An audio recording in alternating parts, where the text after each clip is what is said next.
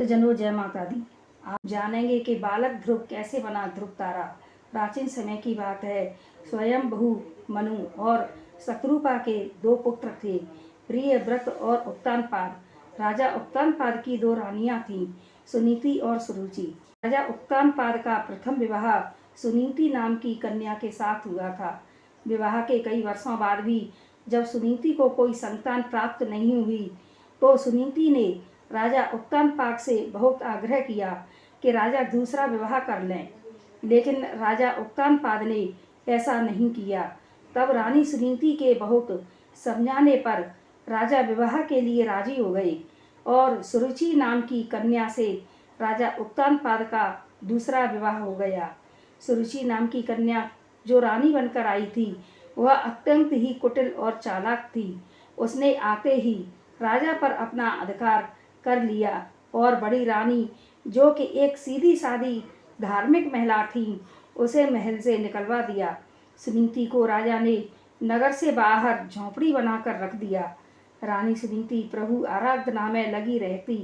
इस प्रकार वह अपना समय व्यतीत कर रही थी। तभी एक दिन राजा उत्तानपाद शिकार खेलने निकले। जंगल में घूमते घूमते शाम हो गई और रात्रि घिर आई। तब राजा उत्तानपाद अपनी पहली पत्नी सुनीति की झोंपड़ी में ही रात बिताने ठहर गई। रानी सुनीति ने गर्भ धारण किया और 9वें मास उन्होंने एक सुंदर पुत्र को जन्म दिया। राजा को इस बात का पता चला तो राजा अत्यंत ही प्रसन्न हुए। इधर छोटी रानी सुरुचि ने भी एक पुत्र को जन्म दिया तो राजा की खुशी दोगुनी हो गई। बालक कुछ बड़े हुए तो एक दिन ध्रुव जो कि बड़ी रानी सुनीति के पुत्र थे, खेलते हुए महल में आ पहुँचे और राजा ने बालक ध्रुव को अपनी गोद में बिठा लिया। यह सब देखकर सुरुचि क्रोधाग्नि में जलने लगी और आकर बालक ध्रुव का हाथ पकड़कर उठा दिया और कहा कि राजा की गोदी में बैठने के लिए तुझे पहले मेरे गर्भ से जन्म लेना पड़ेगा, जा हट। और अपने पुत्र उत्तम को गोदी में बिठा दिया। बालक ध्रुव को अपनी सौतेली माँ के व्यवहार से बहुत कष्ट हुआ और बालक ध्रुव रोते हुए अपनी माता सुनीति के पास पहुँचे और सब बात कह सुनाई। तब रानी सुनीति ने कहा कि तुम्हारे पिता छोटी माता सुरुचि से अत्यधिक प्रेम करने के कारण हमसे दूर हो गए हैं। तुम भगवान को अपना सहारा बनाओ। माता की बात सुनकर बालक ध्रुव ने तपस्या करने का विचार किया और बालक ध्रुव घर से निकल गए। उस समय बालक ध्रुव की उम्र केवल 5 वर्ष थी और जंगल की ओर जाते हुए उनकी भेंट देव ऋषि नारद जी से हुई। देव ऋषि नारद जी ने बालक ध्रुव को बहुत समझाया, पर बालक ध्रुव के दृढ़ निश्चय को देखकर देव ऋषि नारद जी ने बालक ध्रुव को ओम नमो भगवते वासुदेवाय मंत्र की दीक्षा दी। तब बालक ध्रुव गंगा तट पर पहुँचे और वहां पर तप करने लगे। उधर राजा उत्तानपाद को बालक ध्रुव के चले जाने से बड़ा दुख हुआ। देव ऋषि नारद जी राजा उत्तानपाद के महल में पहुँचे। राजा उत्तानपाद ने देव ऋषि नारद जी का खूब आदर सत्कार किया।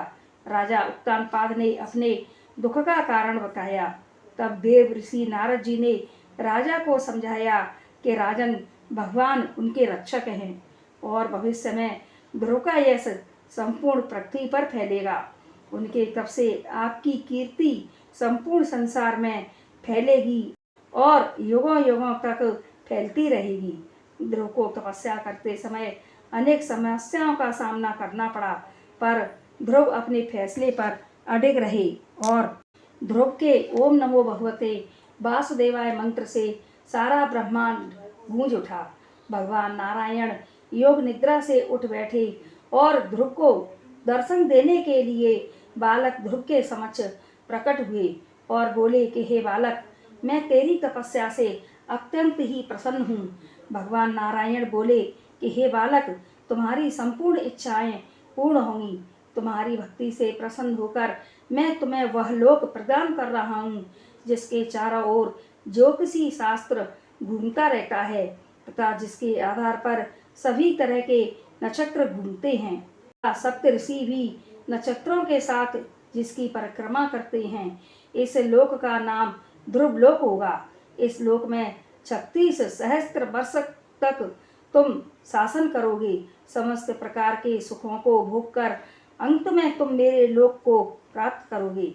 बालक ध्रुव को वरदान देकर भगवान विष्णु अपने लोक को लौट गए।